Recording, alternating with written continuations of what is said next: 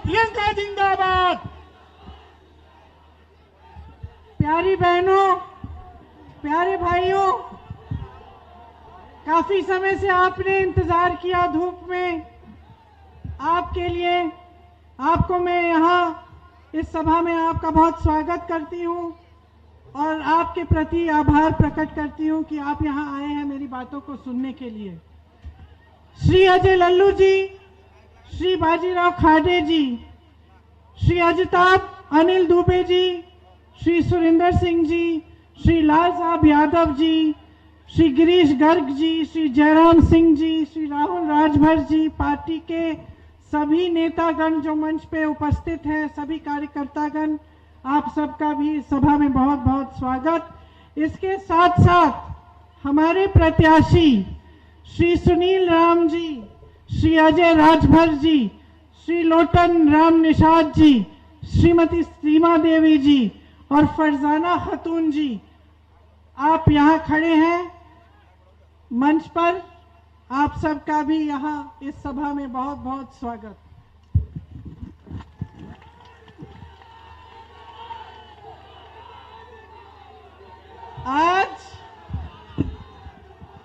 आज चुनाव प्रचार का आखिरी दिन है।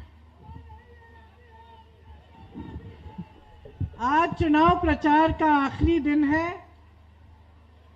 ये मेरी आखिरी सभा है जिसमें मैं आप सबसे कुछ बातें कर सकती हूँ, उत्तर प्रदेश की जनता को संबोधित कर रही हूँ। इसके बाद आप लोग पोलिंग में जाएंगे, चुनाव में आप अपना निर्णय लेंगे और एक नई सरकार आपके प्रदेश में बनेगी। 3 साल पहले मेरी पार्टी ने मुझे उत्तर प्रदेश का प्रभारी बनाया। उस समय कुछ बड़े नेता मेरी पार्टी में ही, जो आज तकरीबन सारे के सारे पार्टी छोड़ गए हैं, वो मेरे पास आए अलग अलग से। उन्होंने मेरे से बात की। उन्होंने कहा, अरे यहाँ से निकल जाइए, यहाँ उत्तर प्रदेश में कुछ नहीं मिलने वाला, यहाँ क्या करने आई हैं, यहाँ तो संघर्ष ही संघर्ष है, यहाँ कांग्रेस पार्टी तो है ही नहीं, कुछ नहीं कर पाएंगे, आप नेतृत्व से बात करिए, आपको यहाँ से निकाल के कहीं और भेज दें। मैंने अपने भाई से बात की जब उन्होंने मुझे प्रभारी बनाया। मैंने उनसे पूछा कि आपके मन में क्या है। मेरे भाई राहुल गांधी जी उस समय कांग्रेस के अध्यक्ष थे। उन्होंने कहा, देखो प्रियंका, तुम उत्तर प्रदेश जाओ, कितना भी संघर्ष हो, तुम काम करना शुरू करो और याद रखो, ये कभी मत भूलो कि तुम्हारा एक ही काम है कि जहां जहां दुख है, जहां जहां पीड़ा है, वहां जाकर जनता के साथ जनता के मुद्दों के लिए कंधा से कंधा मिलाकर जनता के लिए लड़ो।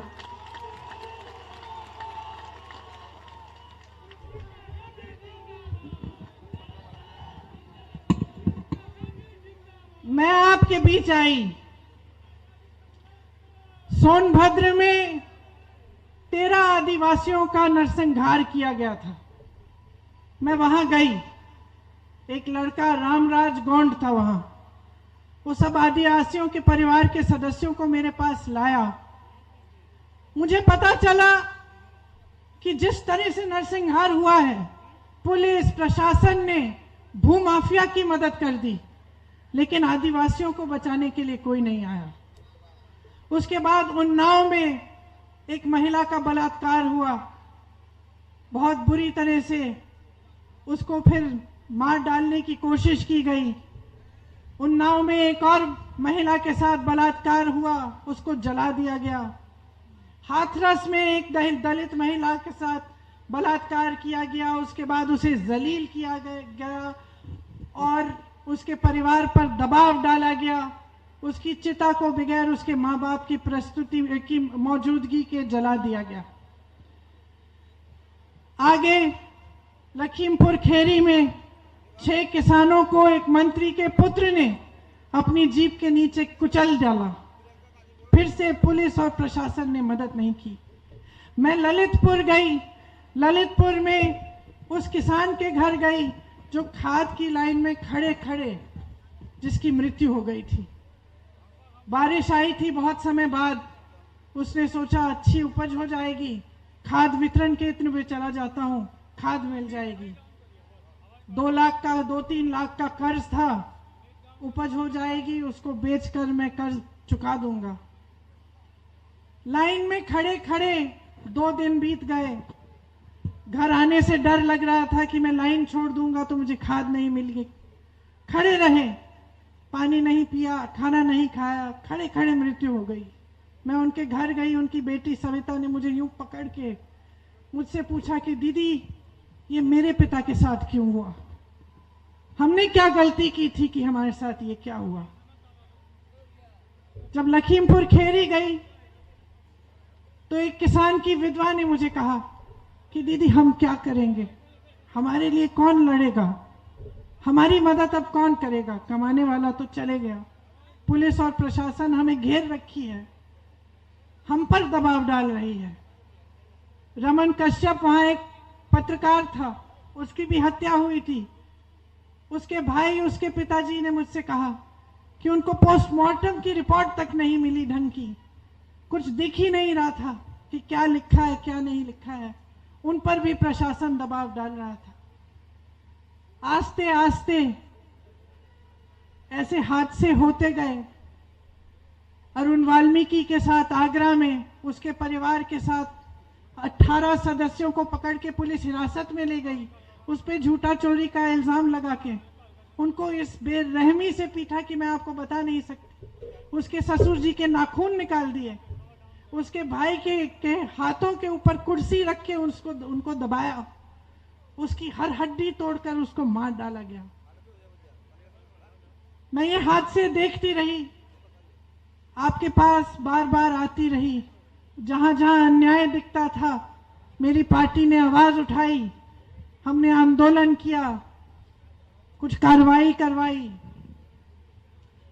मैं इस तरह से आपकी हमसफर बन गई, आपका संघर्ष मेरा संघर्ष बन गया और मैं समझने लगी कि उत्तर प्रदेश में बहुत गलत हो रहा है, बहुत गड़बड़ है, यहाँ की राजनीति कहीं भटक गई है। ये क्यों हो रहा है, ये सवाल मेरे मन में बार बार उठता था कि ये कैसे हो गया कि ये प्रदेश जो सबसे बड़ा प्रदेश है इस देश में, जिसमें सबसे ज्यादा नौजवान हैं, सबसे ज्यादा ऊर्जा है, सबसे ज्यादा हुनर है, सबसे उपजाऊ जमीन है, आज खाई में है। कैसे हो गया? बार बार मैं ये सवाल पूछती रही अपने आप से। फिर मैंने देखा कि यहाँ के नेता क्या कह रहे हैं। यहाँ के राजनीतिक दल, बहुजन समाज पार्टी, समाजवादी पार्टी, भाजपा, जनता के सामने क्या क्या मुद्दे उठा रही है। ये देखा कि बसपा सिर्फ जाति की बात कर रही है, समाजवादी पार्टी एक जाति और धर्म की बात कर रही है, भाजपा धर्म और राष्ट्रवाद की बात कर रही है। यहां समस्याएं बढ़ती चली जा रही हैं। बेरोजगारी चरम पर है, तमाम नौजवान बेरोजगार हैं, भर्ती की परीक्षाएं देते हैं, मेहनत करते हैं, फीस भरते हैं, भर्तियों में घोटाला है, परीक्षाएं रद्द कर दी जाती हैं, एग्जाम कैंसिल होते हैं, कट ऑफ चेंज होता है, उनके करियर बर्बाद हो जाते हैं, 4-4, 5-5 साल इंतजार करते हैं। मैं किसी गांव में जाती हूँ, किसी शहर में जाती हूँ, नौजवान मेरी बाह पकड़ लेते हैं, कहते हैं दीदी मदद करो, हमारी तो उम्र ही निकल गई, हम नियुक्ति की इंतजार में हम ठहरे रहे, 5 साल निकल गए, नियुक्ति नहीं हुई। दूसरी तरफ मैं देखती हूं कि सरकार में 12-12 लाख पद खाली हैं, जहां से रोजगार आना है वहां से रोजगार देने का कोई प्रयास ही नहीं हो रहा है, बल्कि सारे मंत्री आपके सामने, प्रधानमंत्री जी आपके सामने के आकर कहते हैं कि उनको मालूम ही नहीं आपकी समस्याएं क्या हैं, कि अचानक चुनाव के समय उनको मालूम पड़ गया कि उत्तर प्रदेश के किसानों की सबसे बड़ी समस्या छुट्टे जानवर की समस्या है। इससे पहले तो उनको मालूम ही नहीं था। सरकार चला रहे हैं, देश में प्रदेश में तमाम जानकारियां हैं, आपको ये नहीं मालूम था कि उत्तर प्रदेश का किसान कितना परेशान है।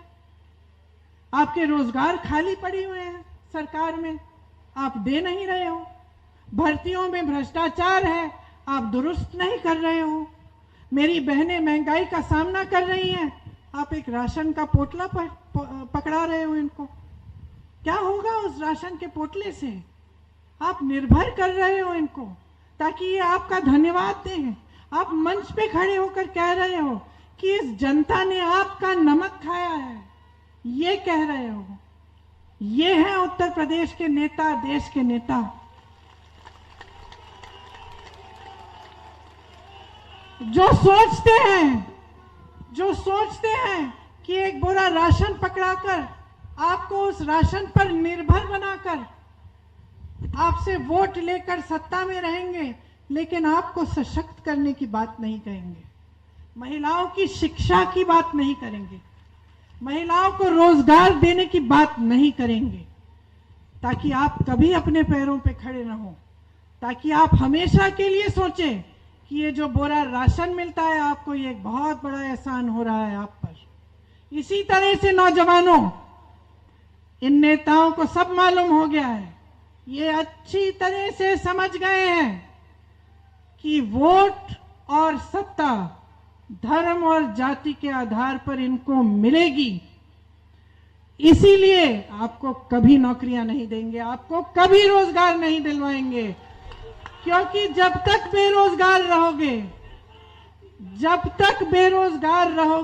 तक निर्भर रहोगे, जब तक अपने पैरों पे खड़े नहीं होगे, तब तक आपके जज्बात, आपके दुख, आपकी निराशा, आपकी नाराजगी का इस्तेमाल राजनीतिक दल कर पाएंगे।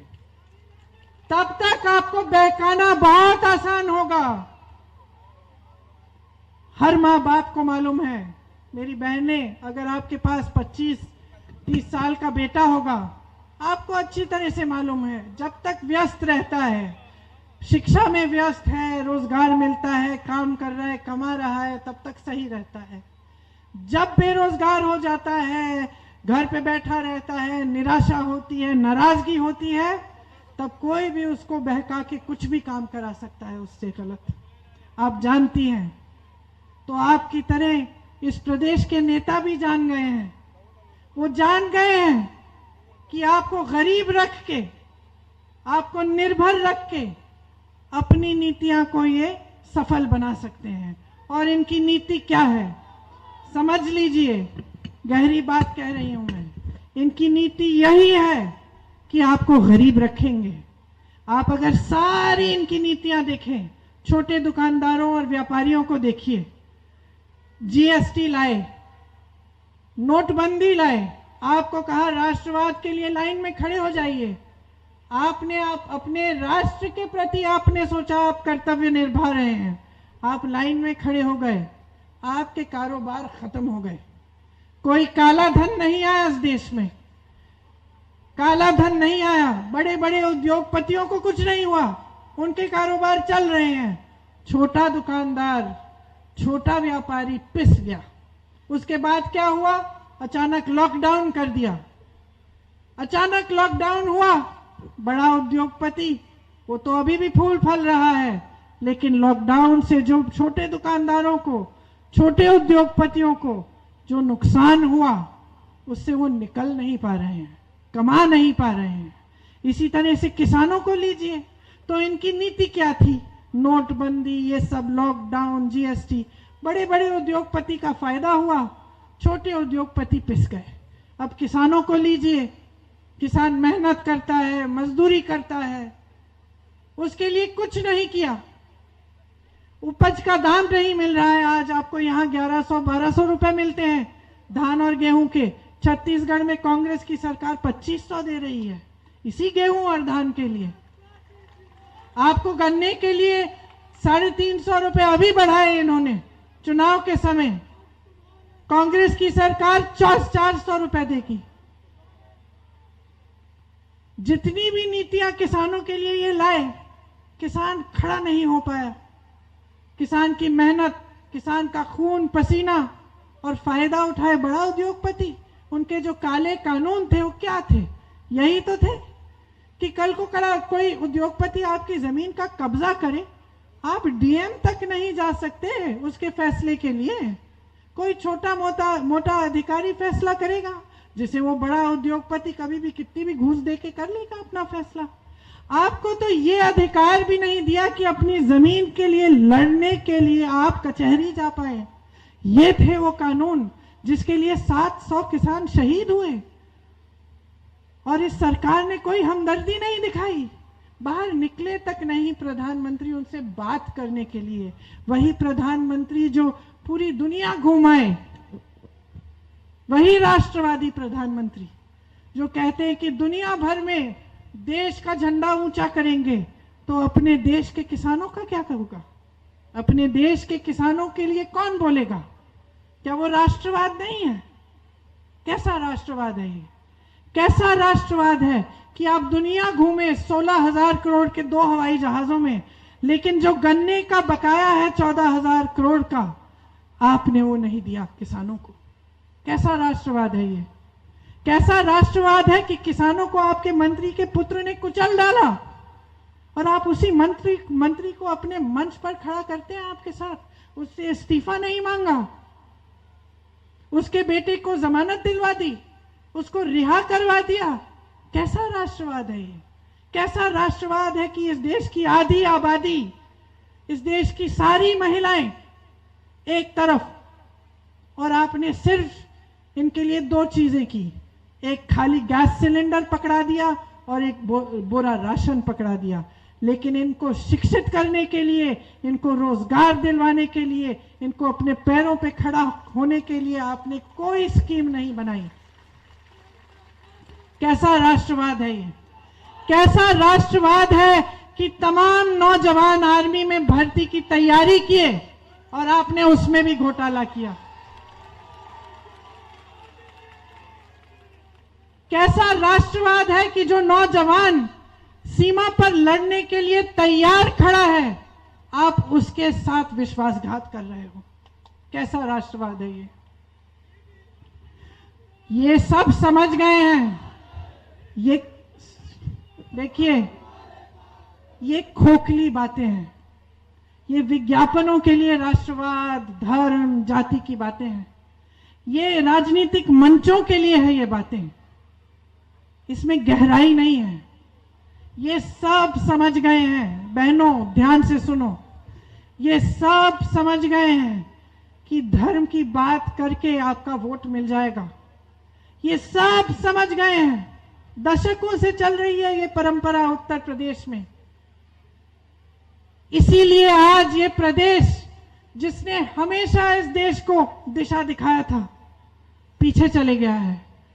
अराजकता बढ़ गई है, महिलाओं पर अत्याचार बढ़ गया है, बेरोजगारी चरम पर है, महंगाई चढ़ती चली जा रही है, और कोई नेता उसको रोकने की बात ही नहीं कर रहा है। सिर्फ पुराने जमाने का कोई दोष निकाल रहा है कि अरे ये इसलिए हुआ क्योंकि 70 साल पहले ऐसा हुआ था। जहां से रोजगार निकलना था, जो बड़ी संस्थाएं कांग्रेस पार्टी ने अपने समय में बनाई थी, BHEL, HAL, railways, NTPC, ITI, नाम लीजिए, सबको आपने बेच डाला। अपने अपने बड़े उद्योगपति मित्रों को, उन्हीं 2 लोगों को बेच डाला। और आप रोजगार की बातें कर रहे हैं कि आप रोजगार देंगे। कहां से देंगे? भर्ती तो आप करा नहीं रहे हैं। छोटे दुकानदार, किसान, छोटे व्यापारी जो रोजगार देते थे, उनको आपने खत्म कर डाला। बड़ी बड़ी संस्थाएं आपने बेच डाली, तो कहां से देंगे रोजगार? और आज के दिन में जो सरकार रोजगार नहीं देती है, वो अपने आप को राष्ट्रवादी नहीं कह सकती। क्योंकि ये नौजवान, ये अगली पीढ़ी है, ये इस देश का भविष्य है, ये इस देश की जमीन से जुड़े हुए पुत्र और पुत्रियां हैं। इनको अगर मजबूत नहीं किया तो आप राष्ट्रवादी नहीं हैं। अगर आप इनको कमजोर रखने की साजिश कर रहे हैं ताकि ये आप पर निर्भर रहें और आप इनसे अपना स्वार्थ साधें, तो आप राष्ट्रवादी नहीं हैं, राष्ट्रवादी नहीं हैं। राष्ट्रवादी होने के लिए इस देश के लिए अपना खून देने के लिए तैयार होना चाहिए।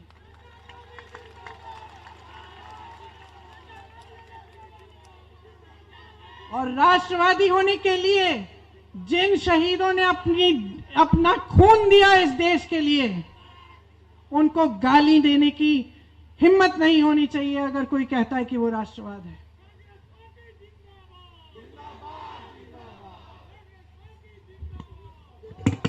ये ऐसे राष्ट्रवादी हैं जो स्वतंत्रता सेनानियों को गाली दे रहे हैं आज, जो उनकी शहादत पे सवाल उठा रहे हैं। ये ऐसे राष्ट्रवादी हैं, इनको पहचानिए। 3 साल से मैं यहां काम कर रही हूं, मैंने पहचान लिया कि यहां में राजनीति में क्या हो रहा है। आपका इस्तेमाल हो रहा है, आपके जज्बातों का इस्तेमाल हो रहा है राजनीति के लिए, अपनी सत्ता साधने के लिए। ये सब जानते हैं कि आपके सामने आकर काम की बात करने की जरूरत ही नहीं रही। आपने आदत बिगाड़ डाली, आदत बिगाड़ डाली। आप सोचिए, घर में एक बच्चा है, आपने पढ़ाया लिखाया खूब मेहनत से, उसके लिए आपने अच्छे अच्छे कपड़े खरीदे, उसको खाना दिया, सब कुछ दिया। अब बड़ा हो रहा है, बड़ा हो रहा है, काम ढूंढने के लिए निकलता ही नहीं, घर पे बैठा रहता है आलसी। उल्टा आपको कहता है कि मुझे मोबाइल फोन दिलवाओ, कहीं से जुगाड़ करके आप मोबाइल फोन भी दिलवा देते हैं। फिर कहता है अरे मुझे मोटरसाइकिल चाहिए, पिताजी को डांट देता है, नखरे करता है, कहीं से जुगाड़ करके पिताजी उनको मोटरसाइकिल भी पकड़ाए देते हैं। तो क्या बनता है उस बच्चे का? उसको क्या कहते हैं? निकम्मा, है कि नहीं?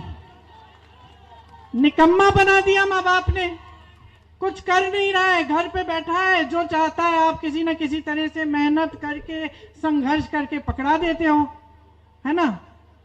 और वो बैठा है, उसको मालूम है मुझे मेहनत करने की जरूरत नहीं है, मैं जाके क्या नौकरी ढूंढूंगा, कमाऊंगा, माता पिता तो दे ही रहे हैं, लेते जाता हूं, घर पे बैठता हूं, उसको मालूम है। अब यही हालात आपने उत्तर प्रदेश की सारी पार्टियों के नेताओं की कर दी है, निकम्मा बना दिया है। आपने उनको यह समझा दिया है कि काम मत करो, हम आपसे पूछेंगे नहीं, आप बड़ी बड़ी बातें करेंगे, यहां धर्म की बात, राष्ट्र की बात, जाति की बात हम मान लेंगे, हम आपको मसीहा बना देंगे, हम आपको भगवान बना देंगे, आपको वोट मिल जाएगा, आप 5 साल सत्ता में रहो, हम खाई में रहेंगे। यही तो समझा दिया आपने इनको। अरे मैं आपको बताना चाहती हूं, मेरे पिताजी भी प्रधानमंत्री थे, मेरे पिताजी प्रधानमंत्री थे, अमेठी के सांसद थे। मैं उनके साथ जीप में बैठ के जाती थी, खुद जीप चलाते हुए वो गांव गांव में जाते थे। गांव में प्रेम बहुत मिलता था, जो भी मिलता था, गरीब से गरीब हो उनको घर में ले आता था, कुछ खाने को देता था, बिठाता था, राजीव भैया कहते थे उनको। लेकिन कोई उनको छोड़ता नहीं था। पूछते थे, अच्छा भैया ये सड़क आपने बना तो दी, लेकिन इसमें अब गड्ढे आ गए हैं, आपने बिजली के खंभे तो लगवा दिए, तार कब आएंगे? भैया हमारी पाठशाला जो है ये ठीक नहीं है, इसको ठीक कराइए, इसमें तो अध्यापक ही नहीं आ रहे हैं। कभी कभी डांट भी देते थे कि भैया वापस मत आना, अगर ये काम नहीं करोगे तो हम वोट नहीं देंगे तुम्हें। ये परंपरा थी आपके प्रदेश की कि देश का प्रधानमंत्री गांव गांव घूमता था, आपकी समस्याओं को पूछता था और आप उसको डांटते थे। ये थी आपके प्रदेश की परंपरा। आप समझिए कि लोकतंत्र को किस तरह से पलट दिया है इन्होंने। कि आज प्रधानमंत्री मंच पे ही आते हैं, दिखते हैं तो चुनाव के समय या टीवी पर, और जब आते हैं तो आपसे कहते हैं कि आप पे बहुत बड़ा एहसान किया है उन्होंने, एक बुरा राशन पकड़ा दिया, आपने खाता खोल दिया, ये 500-600 रुपए भेज दिए, 2000 रुपए भेज दिए, बहुत बड़ा एहसान। खुद कहते हैं कि जनता ने मोदी जी का नमक खाया है, हमने टोका तो बदल दिए, 2 दिन में बदल दिए, लेकिन अंदर की बात तो पहले निकल ही चुकी थी, मानसिकता तो दिख गई थी। अब आप सब ने मानसिकता बदल डाली है, ये परंपरा बदल डाली है। आज नेता सोचता है कि वो उसको उखाड़ने वाला जनता में कोई नहीं है। आज नेता समझ गया है और जनता को गुमराह कर रहा है। अब आप मुझे बताइए कि आप इसको बदलेंगे कैसे? क्या आप चाहते हैं कि आपकी देश में ऐसे राजनीति आगे बढ़ती चली जाए? क्या आप चाहते हैं कि नेता समझे कि भैया हमें काम करने की जरूरत ही नहीं है? तो क्या चाहते हैं? तो बदलाव चाहते हैं, तो बदलाव लाने का हथियार लोकतंत्र ने आपको दिया है कि नहीं दिया है? क्या दिया है बताइए, क्या है? वोट है। तो ये वोट आंख मूंद के क्यों दे रहे हैं? अरे ये मंदिर में जाके आप चंदा थोड़ी चला रहे हैं, आप वोट दे रहे हैं। ये वोट आपकी सबसे बड़ी जिम्मेदारी है, इसको आंख मूंद के नहीं देते। नेता को भगवान नहीं बनाते, नेता भगवान नहीं है, इंसान है। और इंसान को अगर बेलगाम सत्ता दे दो, अगर इंसान को ये बता दो कि तुम्हारी कोई जवाबदेही नहीं है, तो उसकी मानसिकता एकदम खराब हो जाती है। वो समझने लगता है कि सत्ता उसकी है, वो भूल जाता है कि जनता ने दी है, उधार में आई है, उधार में दी है आपने, वापस ले लो, वापस ले लो, ब्याज के साथ लो। जो परेशानियां आपको दी हैं, जिस तरह से आपको त्रस्त किया है, परेशान किया है, संघर्ष पे संघर्ष कर रहे हो, उसको बदल डालो, सबक सिखाओ इनको, सब पार्टियों को सबक सिखाओ कि बगैर विकास की बात किए आप सुनेंगे ही नहीं। आपको रोजगार चाहिए, मिलना चाहिए। कांग्रेस पार्टी कह रही है 20 लाख रोजगार दिलवाएगी, कैसे? खोखले वादे नहीं है कि इन्होंने कहा 70 लाख देंगे, 4 लाख नहीं दिए। हम कह रहे हैं 12 लाख सरकारी खाली पद पहले हम भरेंगे, फिर हम कह रहे हैं कि 8 लाख रोजगार और बनाएंगे। कैसे? किसानों को सशक्त करके, छोटे दुकानदारों और व्यापारियों को सशक्त करके। आप जैसे नौजवान अपना छोटा सा बिजनेस शुरू करना चाहें, आपको सरकार 5 लाख रुपए 1% ब्याज पे देगी। आपकी भर्ती की प्रक्रियाएं जो धूमिल हो चुकी हैं, उनको पारदर्शी बनाएंगी। कैसे बनाई जाएंगी? एक टाइम टेबल कैलेंडर होगा, 6 महीने के अंदर अंदर आपने परीक्षा दी, 6 महीने के अंदर अंदर आपकी नियुक्ति होगी। और अगर इसमें किसी ने भ्रष्टाचार किया तो एक कानून लाएंगे कि उसके खिलाफ कार्रवाई हो। जहां हुनर है वहां हुनर के लिए सारी सुविधा मिलेगी। जैसे बनारस में साड़ियों का है, मुरादाबाद में पीतल का है, आगरा में किसी और चीज का है, वहां पे सुविधा पूरी दी जाएगी, खास तौर से नौजवानों को कि आप अगर उस हुनर को लेकर कुछ बनाना चाहें तो सरकार पूरी तरह से मदद करेगी। किसान भाइयों और बहनों के लिए पहले भी कर्ज माफ किया था कांग्रेस ने, फिर से माफ करेगी, पूरा कर्ज माफ होगा। सबकी बिजली बिल आधी कराएंगे, और जिसका कोरोना का सबसे बकाये से, बिजली के बकाये से जिसकी कमर टूट रही थी, उसका बकाया साफ किया जाएगा। जैसे छत्तीसगढ़ में गेहूं और धान 2500 में मिल रहा है, वैसे आपको भी मिलेगा गन्ना 400 का। जिस तरह से छत्तीसगढ़ में छुट्टे जानवर की समस्या सुलझाई गई है, कि जनता को कहा कि आप छुट्टे पशु को अपने घर में रखिए, इसका देखभाल करिए, सरकार आपसे 2 रुपए किलो गोबर खरीदेगी। मिल रहा है छत्तीसगढ़ में, सुलझा दी समस्या। आप 5 सालों से जूझ रहे हैं, वहां 2 सालों के अंदर अंदर समस्या खत्म। जनता घर में जानवर को रख रही है, सरकार गोबर खरीद रही है 2 रुपए किलो के भाव पे, गोबर की गोबर गैस बन रही है, खाद बन रही है, उससे किसानों की सुविधा हो रही है, बात खत्म। यही हम उत्तर प्रदेश में लागू करेंगे। उसी तरह से बहनें, आपको 1 गैस सिलेंडर मुफ्त मिलता है, 3 ले लीजिए, हम देंगे। मोबाइल फोन मुफ्त देंगे छात्राओं को, स्कूटी मुफ्त देंगे छात्राओं को। लेकिन सबसे जरूरी काम ये करेंगे, आपको सशक्त करेंगे। आपके लिए सरकारी रोजगार, 8 लाख रोजगार सिर्फ महिलाओं के लिए होंगे। पुलिस में 4 में से 1 भर्ती महिलाओं की होगी। आपके लिए सारी बस की यात्राएं मुफ्त होंगी। जहां भी जाएं आप, यहां से सरकारी बस की यात्राएं सब मुफ्त होंगी। और मैं भूल गई बताना नौजवानों, जो भर्ती की परीक्षाएं हैं वो सारी मुफ्त होंगी, कोई फीस नहीं होगी उसके लिए।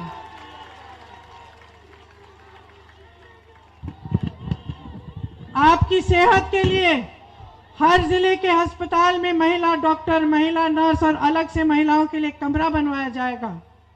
आपकी सुरक्षा के लिए पुलिसकर्मी जो महिला हैं वो बढ़ाए जाएंगे, जैसे मैंने कहा। लेकिन उसके साथ साथ अगर आप पर अत्याचार हो और कोई एफआईआर दर्ज करने से मना करे तो 10 दिन के अंदर अंदर उसका सस्पेंशन होगा।